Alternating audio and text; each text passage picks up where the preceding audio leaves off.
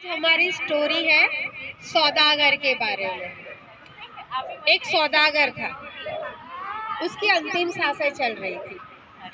तो उस समय पे उसने अपने बेटे को बुलाया और उसको 2 हीरे दिए।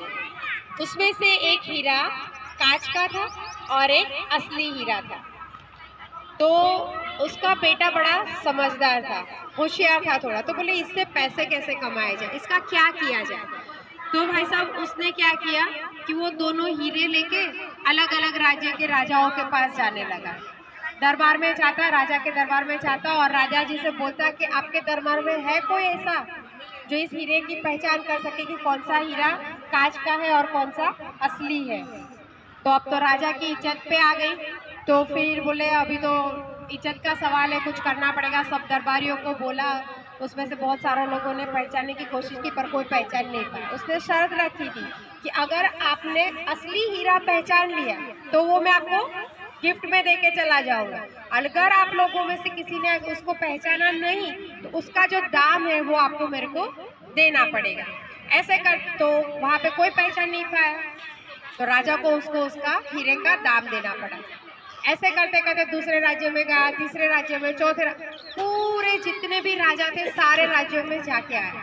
हर जगह वो यही शर्त रखता कि अगर आपके राज्य में से किसी ने इसको पहचान लिया कौन सा कांच का है और कौन सा असली है तो उसको ये मैं हीरा दे दूंगा।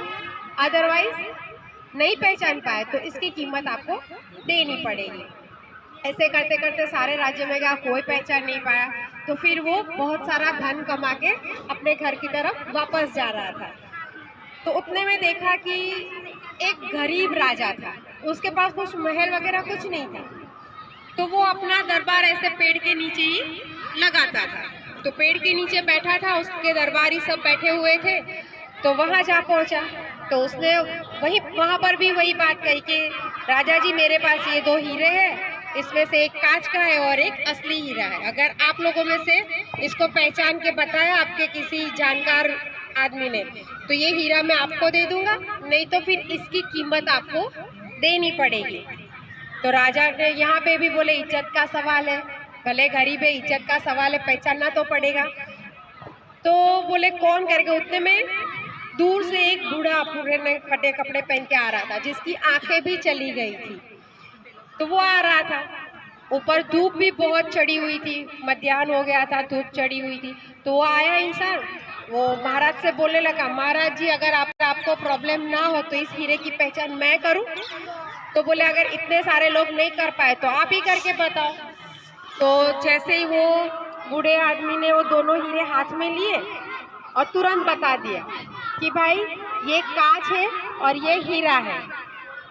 तो वो सौदागर का बेटा हैरान हो गया कि भाई इतने सारे जौहरियों भी थे, वो नहीं पहचान पाए तो इन बिना आँख के अंधे इंसान ने टच करके कैसे, छू के कैसे बता दिया कौन सा असली हीरा है और कौन सा कांच का है। हाँ, तो पूछा उसने कि आपने कैसे पहचाना। तो बोले ये कांच का हीरा है और जब कांच के ऊपर धूप पड़ती है ना तो वो गर्म हो जाता है, और ये असली हीरा है जिसकी तासीर ठंडी है। वैसा ही इंसानों का भी है। जो इंसान बात बात पे गुस्सा करता है, चिड़चिड़ करता है, समझो वो क्या है, नकली है, कांच है। जो बात बात पे गुस्सा करता है वो कांच है। और कुछ भी सिचुएशन हो जाए, कुछ भी हो जाए, उस समस्या में वो शांत रह के उसका सोच समझ के समाधान करे, उसका हल निकाले, वो होता है असली हीरा। तो अभी हमें सोचना है कि हमें कांच का पत्थर बनना है कि असली हीरा बनना है। कांच का होता है वो क्या होता है, गरम हो जाता है, बात बात पे चिड़चिड़ करता है, गुस्सा करता है ना। नहीं नहीं ये तो बहुत समझदार है। और जो असली होता है वो शांत रहता है। क्या सीख मिली, कैसे रहना चाहिए हमें, शांत रहना चाहिए। चलिए।